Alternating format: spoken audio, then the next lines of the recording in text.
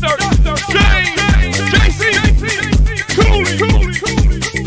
Yeah. The James Cooley Show. It's your life. Come on.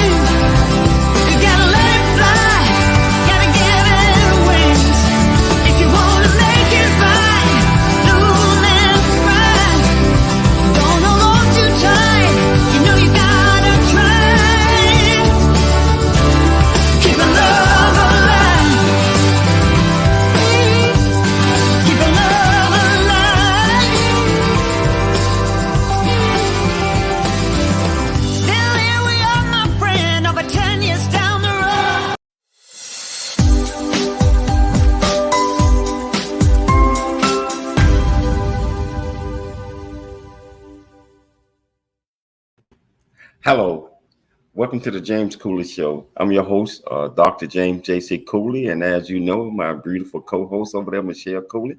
How are you doing today? I'm doing great. I'm excited. We haven't done a show like this in months, so that's why I'm excited, James. What about you?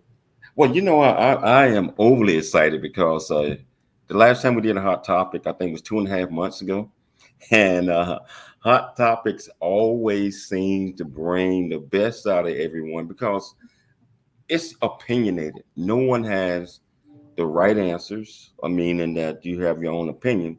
No answer is more right or wrong. I mean, I know that's not even in the vocabulary, but everybody has an opinion. So, and I think Michelle, I think it's helpful to have topics on things that are hot, things that are affecting your communities, the United States, the world, etc. So I am so excited to be bringing this back today, and I'm so excited about the panel that we have. Oh, I'm definitely excited about the panel. You know, one of the things about hot topics is, even though everyone has their own opinion, sometimes something someone says will give the other person pause to think, I never thought about that. And so they might not necessarily change their mind, but they also consider, hey, there can be another story to this. So that's what Hot Topics is all about, you know, respectfully, you know, talking about what your opinion is. And this is our great panelists who are going to join us. Yeah, so regardless of where you're watching this show, whether you're watching on E360 TV, Apple TV, or whether you're watching on over 24 live streaming networks, if you want to be part of the conversation, all you have to do is just go to the comments portion of wherever you're watching it, whether it's Facebook, YouTube, LinkedIn, Twitter, etc. Just go to the comments portion of it and ask a question in the comments.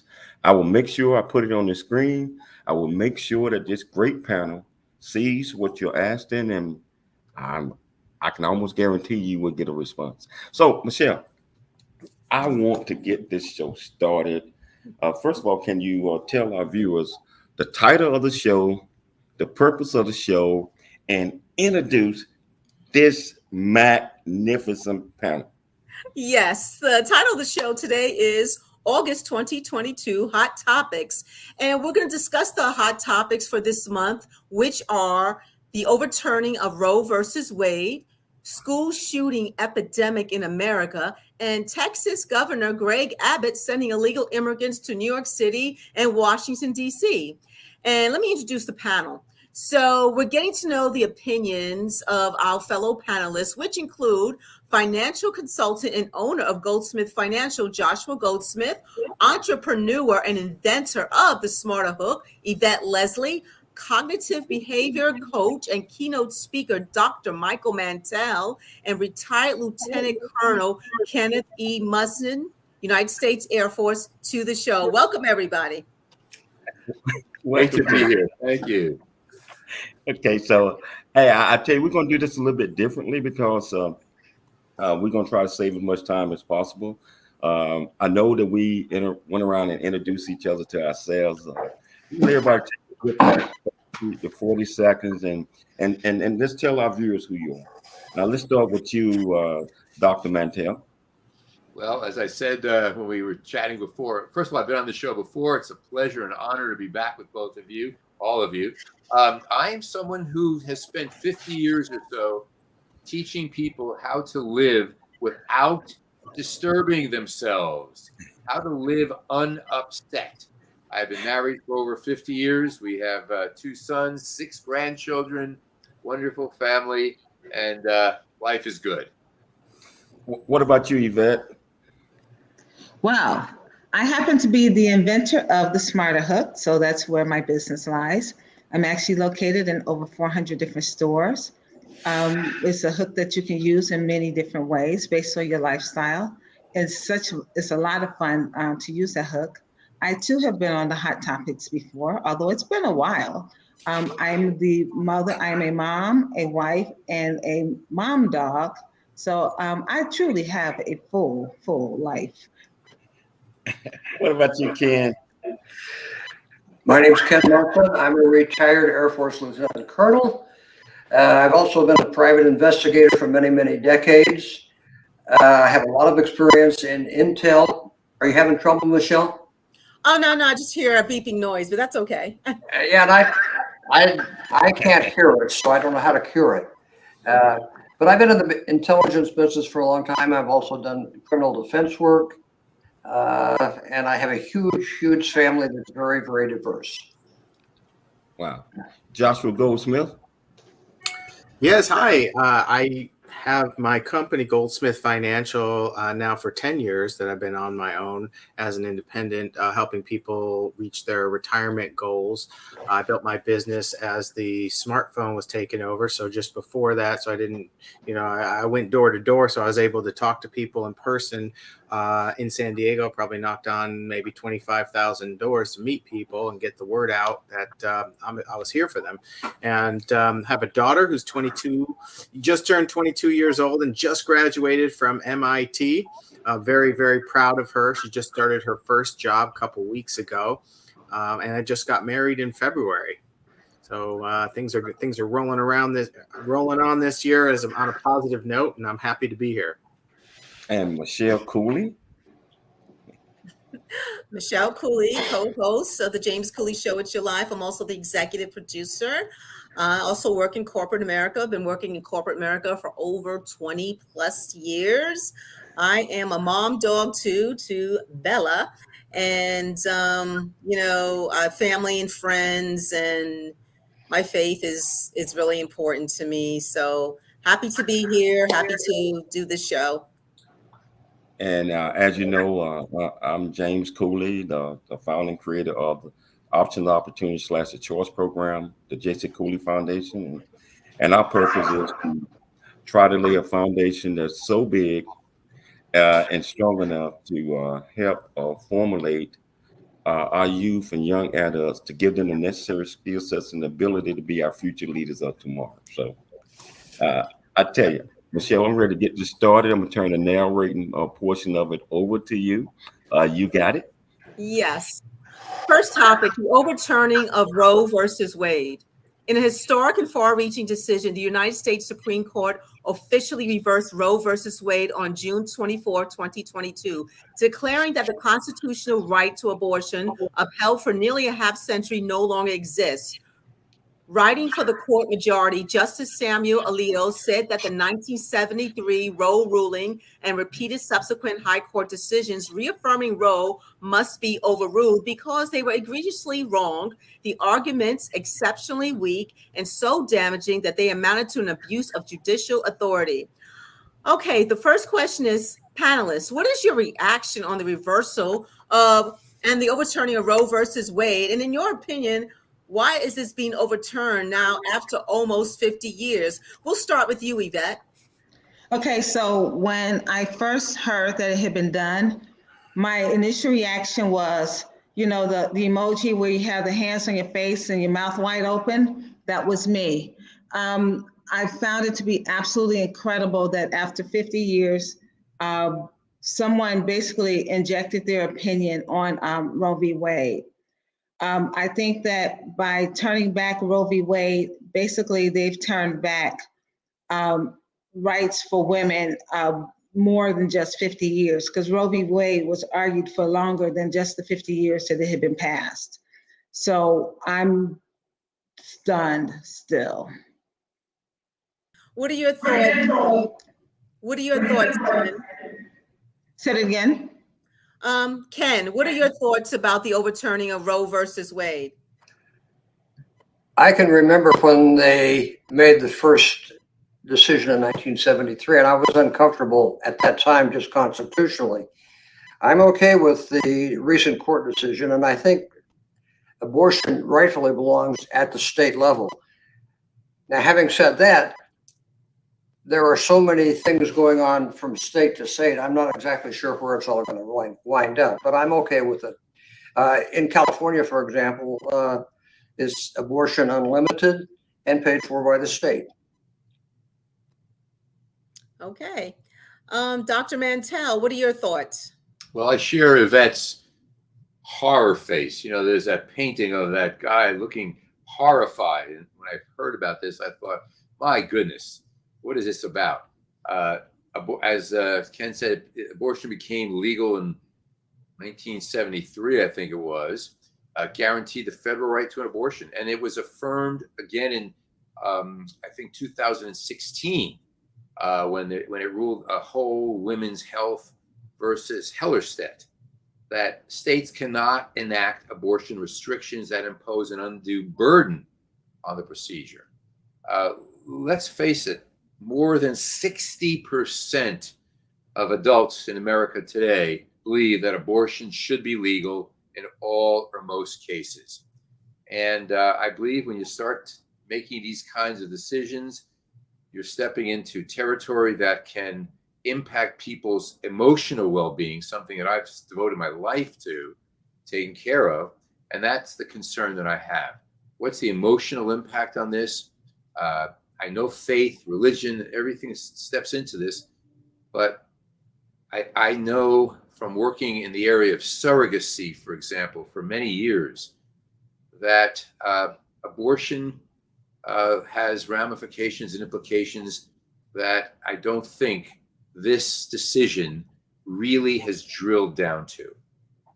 Thank you, Dr. Mantell. Joshua Goldsmith, what are your thoughts on the overturning of Roe versus Wade? Well, it was a constitutional right to have an abortion. That's what the Supreme Court ruled in 1973. And now, because of three conservatives that came on the Supreme Court, you know, I'm not surprised, because you consider the source, and the source was president at the time nominating the three justices, right? Barrett, Gorsuch, and Kavanaugh.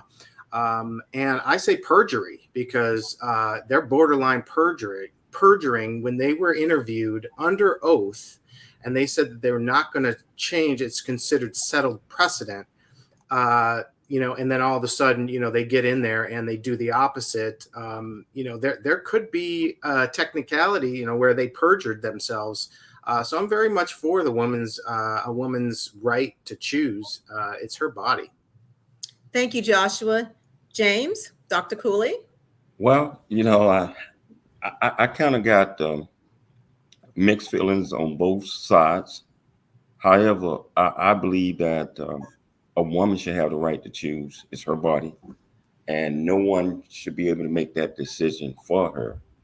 On the other hand, I do believe that life, once it starts, that at a certain point, no one should try to stop it. So I kind of got torn feelings. I do believe that the Supreme Court overstepped their boundaries in this case. And I don't think that they really thought out the implications that and the fallout that could happen, because there's a lot of other things that I think that needed to be considered prior to making a decision like that. I think we all are going to pay for this in the long run. Thank you. Thank you, Dr. Cooley.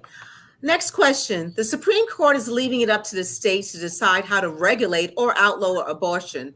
22 states have triggered laws in place that will outlaw abortion immediately. Do you believe that illegal abortions will be performed either domestically or overseas based on individual state laws? Let's start with you, Josh Goldsmith. People are going to do what they do if they're in a situation where they live in a state where it's not legal and they went out and got pregnant. Maybe a gal got pregnant and she absolutely, doesn't even know the guy or some situation like that. She's not in the age where she can even support a family. She needs to take responsibility for that. And she's going to find somewhere to get that done. And so it's going to be a very difficult transition, I think, for these states and taking this right away from us to support, to continue to make a change on a dime like this. So it's to me, I live in California. Obviously, we have a little bit more liberal laws. It's not going to change anything. They're going to keep the centers open, but for the people that are in those situations, it's a difficult situation. So that's it for me on that question. Thank you. Thank you, Josh. What about you, Yvette? I'm over here bouncing off the walls right now. So I live in Texas. Let's just start with that statement alone. So here in Texas, you have 6 weeks. That's it. So that's fine. No problem. Let's deal with the 6 weeks. That means that every woman that's on that finds out at the 7th week that she's pregnant, then that means that the guy who impregnated her needs to get ready to pay child support. The government also needs to get ready to start paying for Medicaid, Medicare, because somebody's going to have to take care of the health of that mother since she's no longer allowed to have an abortion. For whatever reason a person chooses to do it, that's their choice. But now somebody has to take care of the hospital bills and everything else. In addition to that, if that mother is now forced to have this baby, that means that there's going to be a lot more children in the system. So that means our social workers are going to be inundated. The police are going to be inundated from all the various phone calls that's going to be made because somebody's saying that their child is being abused or someone's going to be abused. The teachers are going to be inundated, or the daycare workers are going to be inundated because now they're going to have to pay even more attention to all of this. So the fact of the matter is that just because you say, okay, done, for whatever reason, you're stuck with it. Now we have to step in and figure out a way how we're going to fix it. I think somebody just made a stamp, put a stamp on it and said, nope, you can't have one. But no one is able to take advantage of it. And yeah, you want to say that the mother should be able to take advantage of it because she's the one who blah, blah, blah. But it took two to tango. Wow. I tell you what, hold that thought. We got to take a station break. We got with that note, it takes 2 to 10 minutes. We're going to take a station break, but we're going to come back and we're going to pick it up from here. Tell you want to be part of this great conversation, all you have to do is go to the comments, put in the comments, ask the question, and the panelists will get back with you with the answer. So it's your life. I'm Dr. James J.C. Cooley. We'll be back shortly. Really get a chance to know who you are. And once you know who you are, you truly know who you are, love who you are. Love who you are. You're a masterpiece. Love who you are. Love who you were born to be. Love me some me. That's what I'm talking about. When you leave high school, you gotta know today or tomorrow, hopefully today, what your plans are. Hopefully, there is no bad decision unless there is no plan. Create, collaborate, commit with confidence. Commit with what? Commit with what? And everything that you do.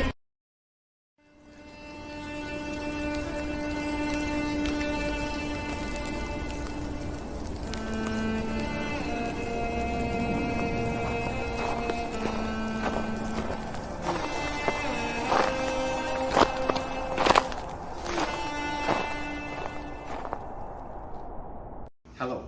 Hey, I'm James Cooley.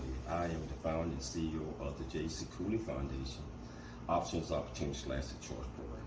Our primary mission is to help build the foundation of our youth and young adults and communities. And we encourage everyone to dream big, think big, and be big at everything you do. And the way that you do that is, first of all, you got to believe in yourself. You have to believe in yourself. You have to know that you are here for a purpose. You also have to be able to step out your comfort zone and do things that you probably didn't think that you can do.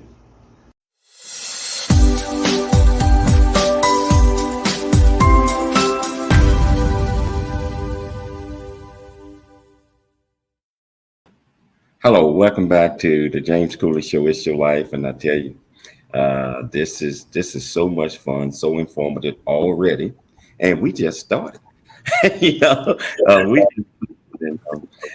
Yvette was on a roll before we went to the break. I mean, I kind of like that, Yvette. I mean, so what we part of this conversation, all you have to do is go to the comments and just ask the panel any question you want to. Michelle, I'm turning it back over to you. Yes. So, Ken, do you believe, based on the overturning of Roe versus Wade, that, and based on what the state decides to do, that illegal abortions will be performed either domestically or overseas based on individual state laws? What are your thoughts on that? Are you talking legal versus illegal abortions? Yeah, let's say you have a state that bans abortion. What do you believe a consequence will be that people who want to still have an abortion will either have them done illegally or go overseas to have those performed? Oh, I think there'll be plenty of places in the United States where legal abortions can be performed. And I think that at some point in time down the road, some of these states that are now outlawing abortions will open up a little bit. And I'm not sure how that's going to go, but illegal abortions are still going to continue. And that's for people who don't know how the system works and don't know how to get into the abortion system. Okay. Thank you. There are states, I think I should mention, there are states out there that make it illegal. And then if you go somewhere to get it done in a legal state and you come back to your home state, they're going to prosecute you.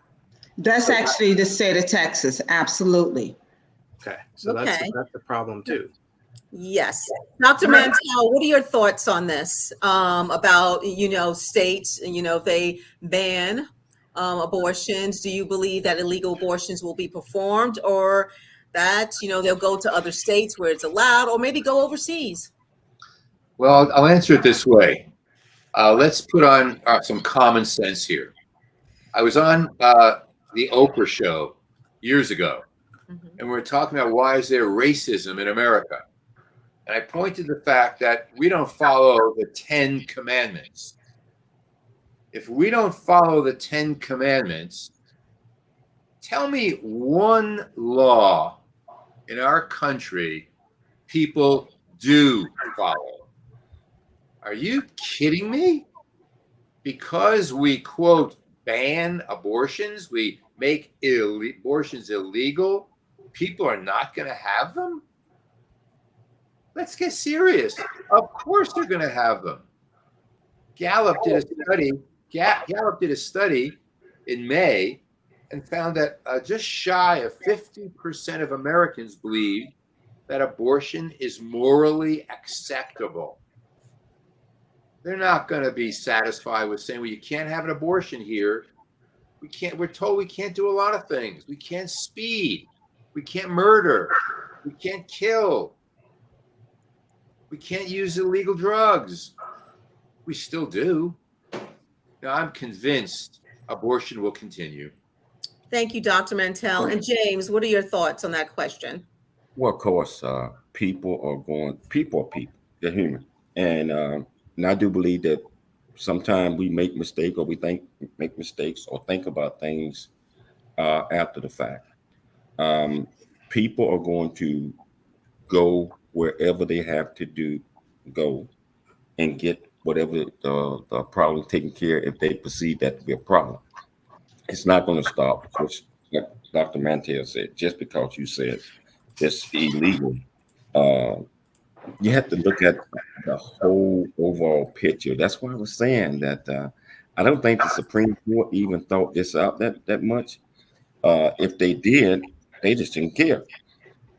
But, we'll go wherever they have to go to get the problem taken care of. Yes. Okay, this question is pretty sensitive, but the topic is very sensitive, but do you believe there should be exceptions to the bans of abortions for cases that involve rape or incest? There was a story a couple of months ago where this doctor is being prosecuted because she performed an abortion on a 10-year-old girl who was actually raped. So I guess that is the question. Do you believe there should be exceptions? And I'm going to start with you, Josh Goldsmith. Well, such a great question. As far as like rape and incest, it's like, come on. If someone is abused and they are carrying their abuser's child, I couldn't imagine a more horrific situation for a woman. Yes, absolutely. There needs to be exceptions to the rule, and there needs, and the doctors are terrified because, even though if they want to, and the law says no, they could lose their license.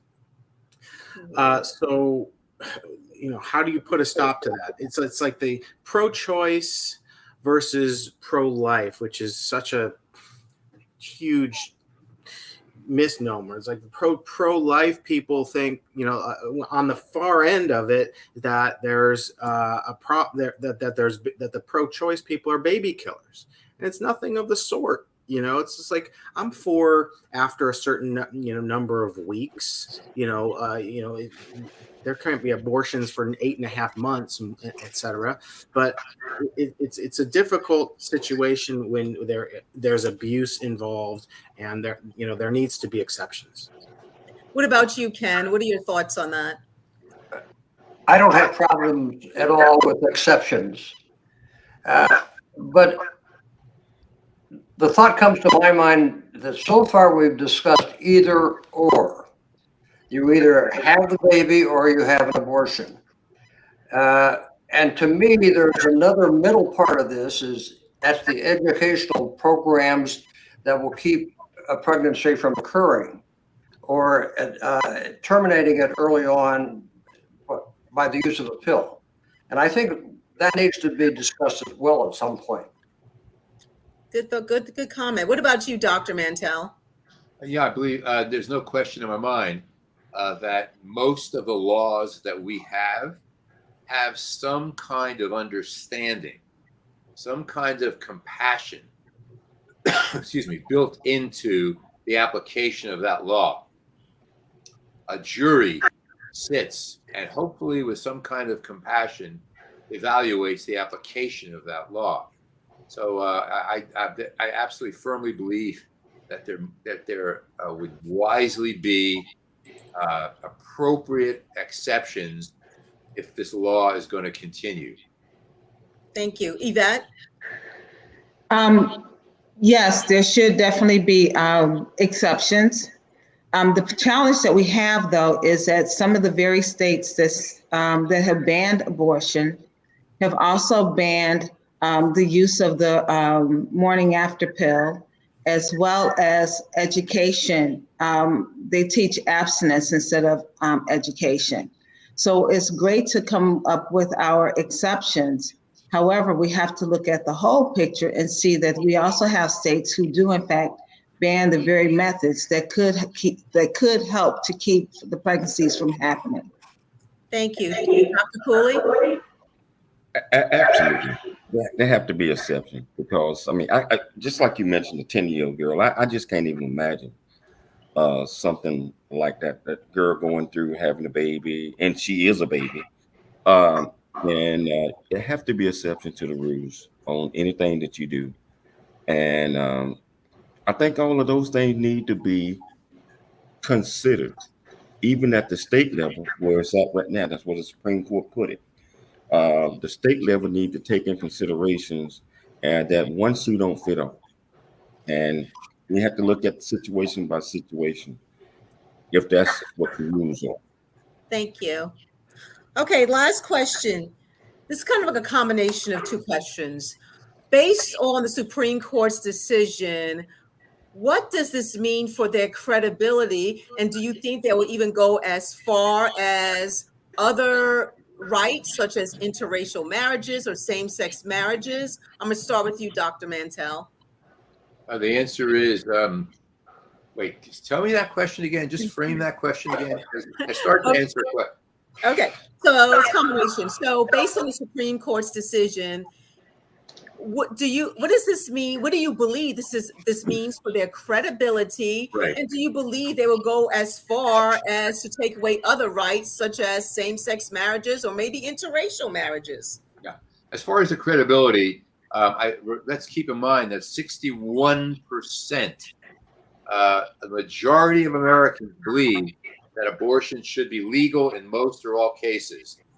Ask 61% about the credibility of those 3 additional conservatives on the court that turned this, and I think you'd hear loud and clear the answer to your question is what credibility?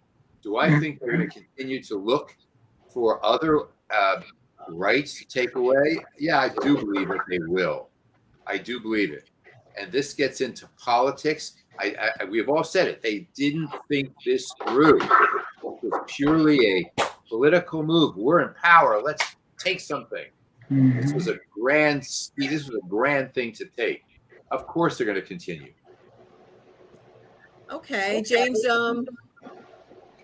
Yeah, we're gonna take a break, and then I'll come back and I'll answer that question. So I tell you what, we're gonna take a station break. But as you see, this very powerful panel. We're gonna finish this last portion of the abortion rights, and then we're gonna jump to a different topic. It's your life. I'm Dr. Noah Dingley here, producer of The James Cooley Show, It's Your Life. And the new audio version of James' book, Country Boy, City Boy, A Journey That Ain't Over Yet, is a must-have. James shares his true life story of struggle and success in America. It's both a cautionary tale and a roadmap to achieving the American dream. Get the new audio version of Country Boy, City Boy, A Journey That Ain't Over Yet by James Cooley on Amazon.com or wherever audiobooks are sold.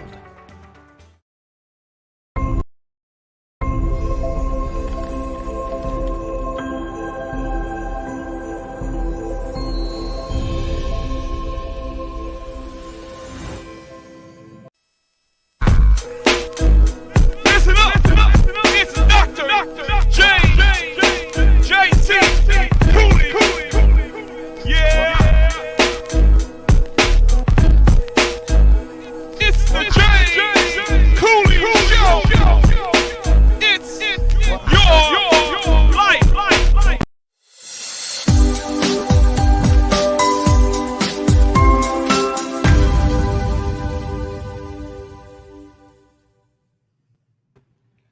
Welcome back to the Schoolie Show. It's your life. I tell you, just a lot of great opinions, a lot of great voices, a lot of great thoughts. Food for thought is what I call it. And we're going to pick it up where we left off at. And, I'm just going to, yep. Okay, so my before we get into the second topic, I just want to ask James, basically, do you believe this hurts the Supreme Court's credibility? Do you think they'll go after other rights, same-sex marriages or maybe interracial marriages? I honestly believe that this destroyed their credibility. I believe this destroyed the credibility. And you hear one of the Supreme Court justices, Clarence Thomas, already say that his intention is to move forward toward other things. So that's going to deepen the divide, and that's going to also erode the credibility even more if the Supreme Court try meddling into people's lives just because they don't feel a certain way. Thank you, Dr. Cooley. Okay, panelists, we're going to the second topic. On that topic, Ken is kind of like the other side. Can we hear the other side of that question? Maybe he's got a different opinion. I'd love to hear that. Okay, well, all right, Josh. So Ken, can you give your opinion about that? Then we're going to go into the second topic. If we're talking only about the Supreme Court taking on other similar type cases, I don't know of anything that's pending now. I would kind of doubt that it would be anything that's in the near future. Okay, great. Thank you. All right, second topic, school shooting epidemic in America. There were 27 school shootings with injuries or deaths this year. School shootings happen in the U.S. at an alarming rate, but they rarely happen elsewhere in the world. 80 or 90% of all school shootings in the world happen in the United States. They are concentrated here. So let's start with Yvette. Yvette, why do you believe school shootings keep happening in the United States? Well, I really do believe that some of the games that they play, like Call of Duty and some of those games, they kind of make shooting like glamorous almost. Even a lot of the news media shows it shows shooting as being like this glamorous thing. At the same token, I really do believe that the availability of guns is absolutely ludicrous. Here in Texas, they just passed a law that says everyone can have a gun. You don't have to register. You don't have to train for it. All you have to do is just show up, be 18 years old, and you get a gun. I think when you take all of the video games and what you see on TV and what you see on the internet, and then the easy access to it, I think that has a lot to do with it as well. And last but not least, I also feel that some of it is also the case that we have so many people who are angry today. They don't know why they're angry. They're just angry for the sake of being angry. Thank you. And that's going to segue to Dr. Mantell, Dr. Michael Mantell. So Dr. Mantell, do you believe the United States needs to do more for those who have untreated mental health issues as it correlates to school shootings in the United States? Of course. That's it. That's my answer. There's no doubt about it. I've devoted my life to it. I have been on the site in the aftermath of many school shootings in this country since the late 1970s and onward. There have been over 2,000 school shootings since 1970. I've been there. I've held the hands of kids who have survived. There have been almost 1,000 school shootings since Sandy Hook in 2012, I think it was. Keep in mind that every day in this country, a dozen kids are killed from gun violence. Another 32 are shot and injured or not killed. American guns are the leading cause of death. Now, the fact is that we're told that if we get to know the signs, we can help prevent it. Yes, suddenly withdrawing from friends, bullying, excessive irritability, loneliness, continuous thoughts of harming other people, direct threats, access to guns. Keep in mind that half of all parents with a gun in our country wrongly believe that their kids don't know where a gun is stored. They do. They do. Well, about 5 million kids in our country live in homes where at least one gun is kept loaded and unlocked. But Yvette said something very quickly. I know we're supposed to limit our talk, but I've spent many, many decades working with schools, post-traumatic and so forth. The fact is that until we get to teach kids emotional responsibility, think differently, get rid of the demand that life must be different, that kids must treat me differently. It's horrible and terrible. I can't stand it. Once we go to those 4 beliefs, they must treat me differently. It's horrible. I can't stand it. They should be punished. We will reduce violence. Thank you, Dr. Mantell. Ken, there have been discussions about arming teachers or school administrators. Do you believe this is a way to prevent school shootings? No. Okay. That's what we have school resource officers for. And that's how come you have trained police departments. And Dr. Mantell can speak to that a whole lot better than I can, because you've done a lot of work with San Diego PD, for example. Yes, sir. I'd like to hear your comments on that. Well, I mean, just very quickly, police officers, yes, we need them to step in, but not the way they stepped into Uvalde, where they did not step in. We need officers who know kids. We need police officers who are in schools and see and know who's walking in, who's walking out, who can read the face. We have to train teachers on how to do this. You look upset today, Joey. What's going on? There's a lot we can do to equip resource officers without necessarily putting guns in the hands of teachers in classrooms. I agree. May I make one more comment? Yes. There are 100,000 school districts in the United States. Keeping a trained force that's adequate in all 100,000 has to be a huge, tough, almost impossible task. And you get some small school district out on the periphery of a state, and it becomes even more difficult. I don't know the answer. I really don't. But I think we've got to do the kinds of things that Dr. Mantell talks about. You know, I have to say this. I find it to be absolutely amazing that today they want teachers to be armed for just in case someone comes into the school. However, in most of the school shootings that did in fact occur, it was actually former students who had gone into the schools to shoot them up or to shoot up the school. So now you want a teacher who actually may or may not have had that student in their classroom, which means that they have an emotional tie to that student, to all of a sudden be willing to shoot a student. Just because you have a gun, you've been trained to use the gun, does not mean that you will be willing to pull the trigger on someone who you're emotionally connected to. That's a good point. Thank you, Yvette. Josh Goldsmith, do you believe the issue of bullying plays a role in some mass school shootings? I do, absolutely. There is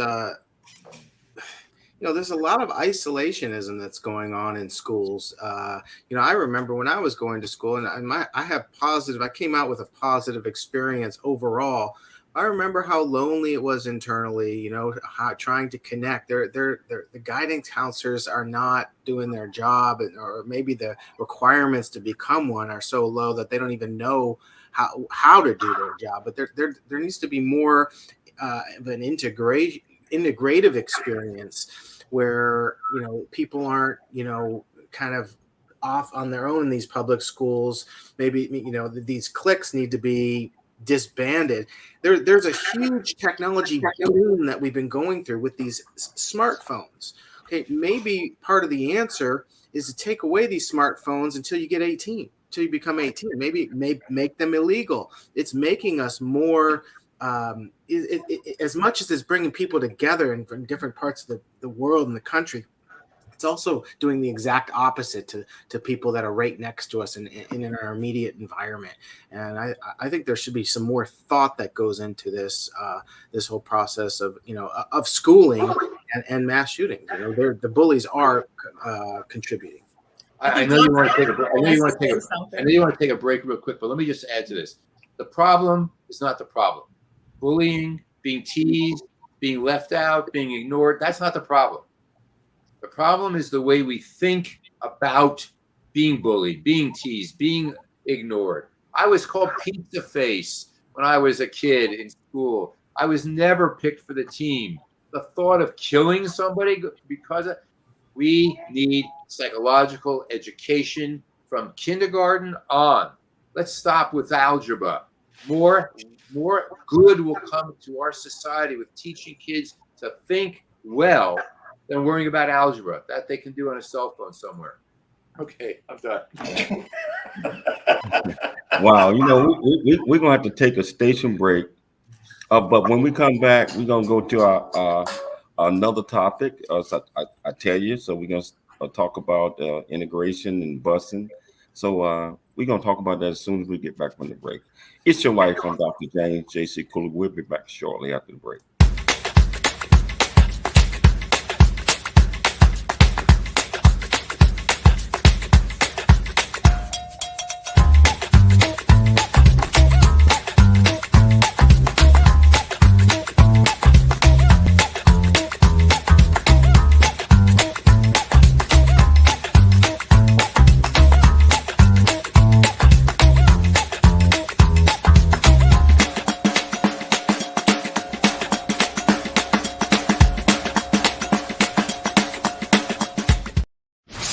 Life is a series of circles and cycles, phrases and stages. These experiences teach you the lessons of life. You can either ignore them or embrace them. Welcome to It's Your Life with James Cooley. James is a motivational speaker, author, military veteran, and founder of the J.C. Cooley Foundation. James is here to equip you to strive for greatness and overcome adversity. It's time to get you equipped today for the challenges of tomorrow. Now, here's the host of It's Your Life, James Cooley.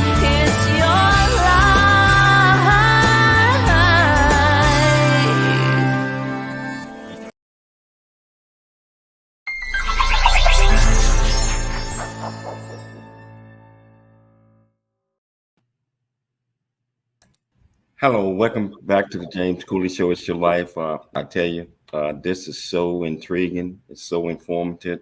We got a great panel that's really, I tell you, they're educating all of us. And I want to keep it going. So we got a better part of 11 minutes to go.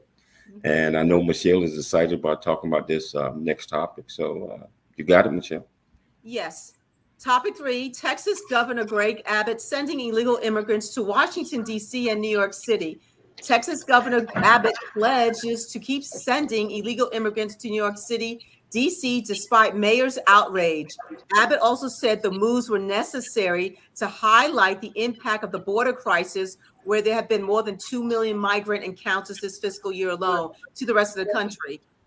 Frankly, I don't know of a larger crisis facing our country right now, he said. Before we begin busing migrants to New York, it was just Texas and Arizona that bore the brunt of all the chaos and problems that come with it. Now the rest of America can understand what is going on. Let's start with Josh. Do you agree with Governor Abbott's decision and why? Or why not? It's just taking a problem and moving it somewhere else and saying, hey, this is some visibility on the problem. I'm not horrified by it. It's like if they're illegal, they're going to be in this country. They're in another state.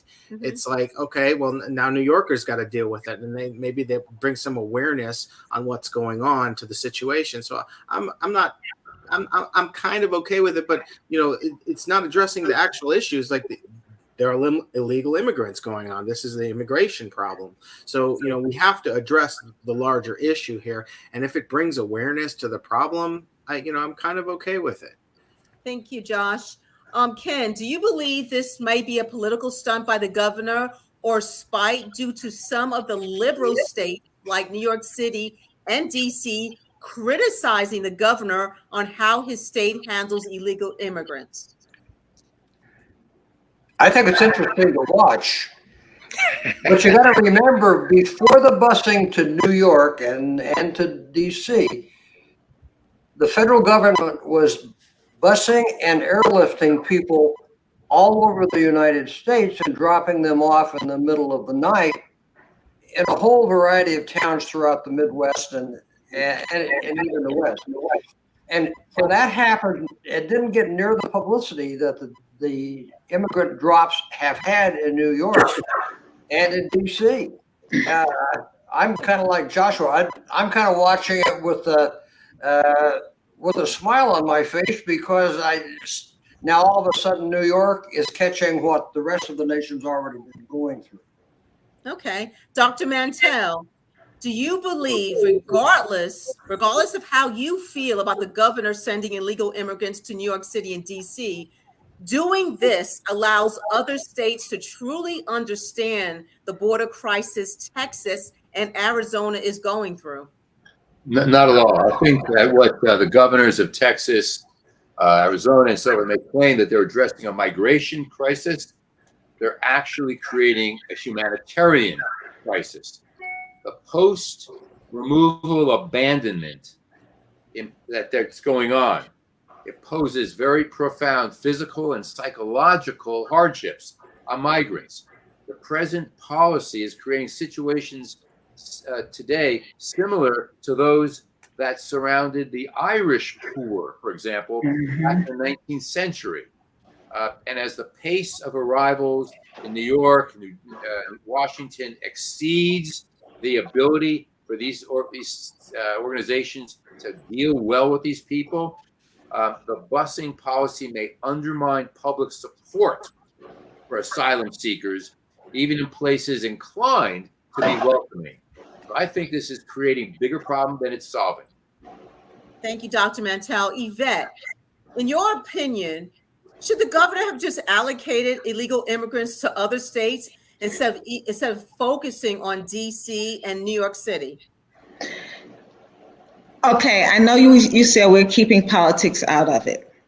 Having lived in the state of Texas and seeing some of the things that Greg Abbott is doing, Greg Abbott is really using this as a publicity stunt for a whole bunch of other reasons.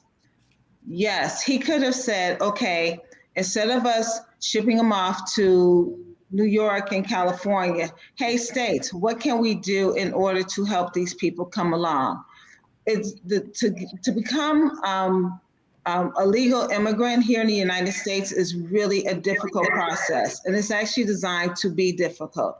So it's real easy for someone to step in and say, why don't you just fill out the paperwork to become legal? It doesn't work that way.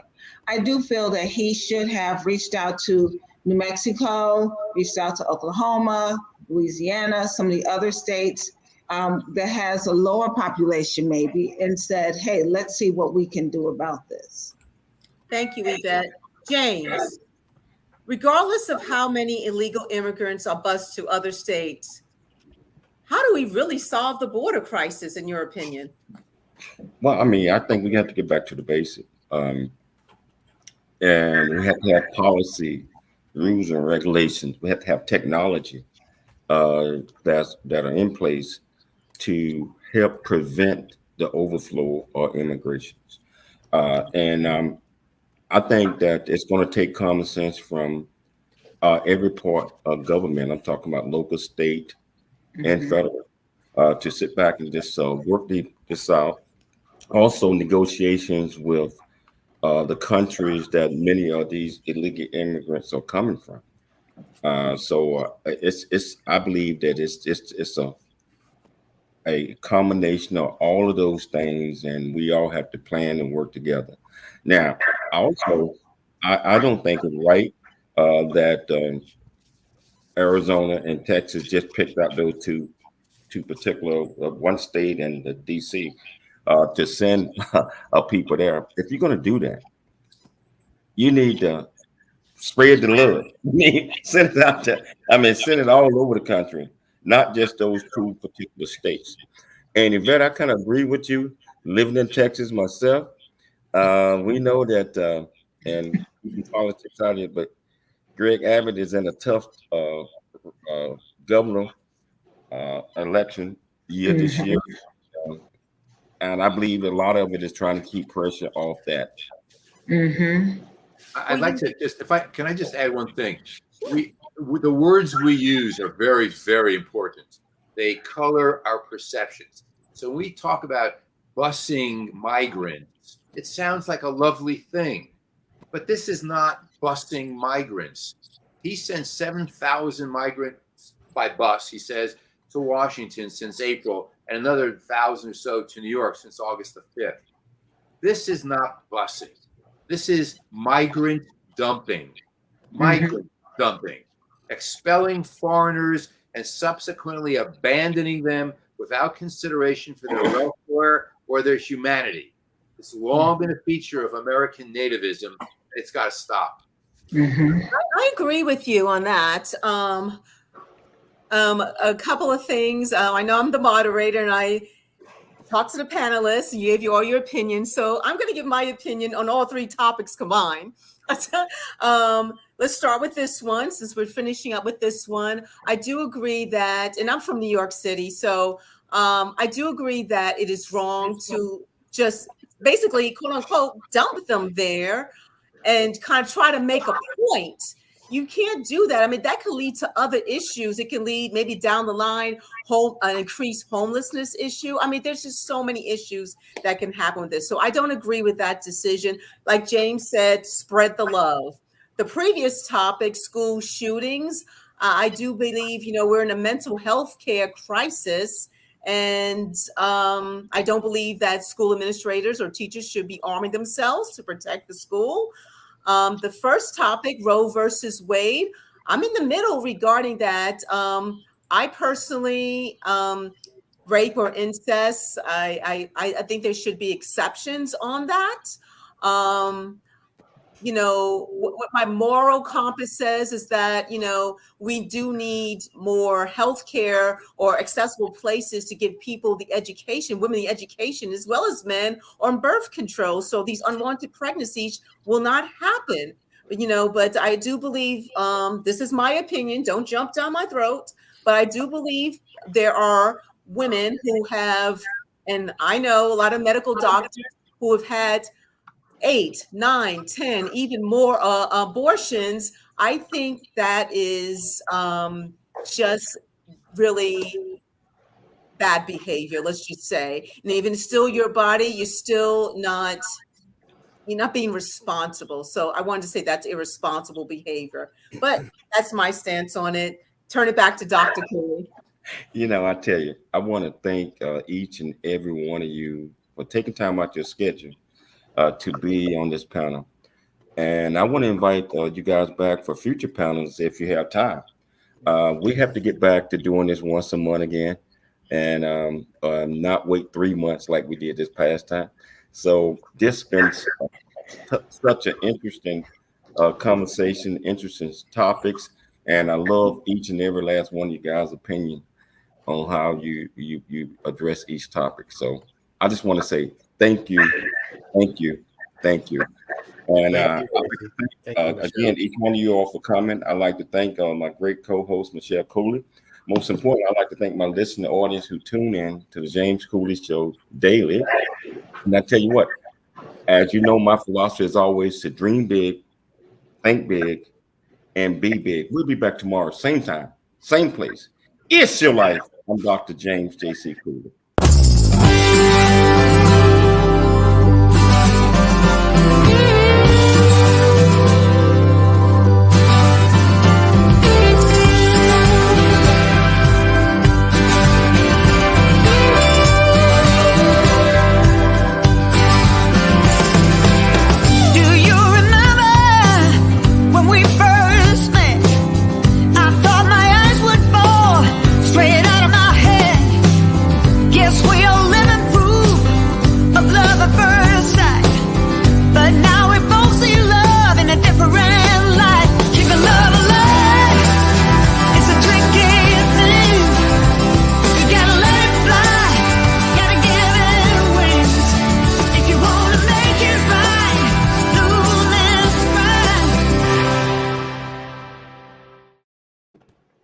Wow. That was hey, that was incredible. That was incredible. And I would love to have you all back on the show again, especially on hot topics. You know, so I want to have lunch with Dr. Mantell. Oh, hey, I'd love to. Yeah. I'm in San Diego, California. I'm Anytime. just north of you up in Fallbrook. Oh, Fallbrook. Okay. Yeah. Yeah, we'll meet halfway. I know a couple of good places in Escondido. I'm there. You let me know when. You got it. That'd be great. Now, wait a minute. The Coolies are in Temecula. Well, I tell you what, there's a place just right off the 15. Just off the 15, that's one of the best restaurants going. It's called the Rainbow Oaks. We're there. I'll be there. Yeah. Now, we just have to figure out how to get Yvette over there. She's gonna have to drive from Texas. I'm known to do that. Don't tempt me. You guys are the best. And just so you'll know, all my family comes from the Austin area, so I'm a Texan at heart. Oh, I'm not. And I used to own a cotton farm down there back a long time ago. Yeah. I've seen a few of them. I think I had shutters for my ancestors. Yeah.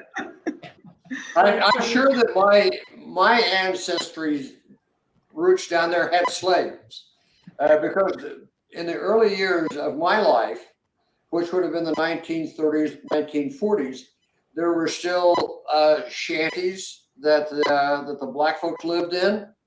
They were called colored back then. Mm-hmm. And no indoor plumbing, no indoor toilet. It was a pretty rough life. And I went back to some of them when I became an adult and apologized to my ancestors for treating those folks the way they did. Mm-hmm. I thought it was terrible. Well, Michelle, some better do better, right? Yeah. We all got to do better. Michelle, I'm going to tell you something. If Ken and I, or I should say when Ken and I get together for lunch, if I hear beeping in the background, I'm calling you right away. This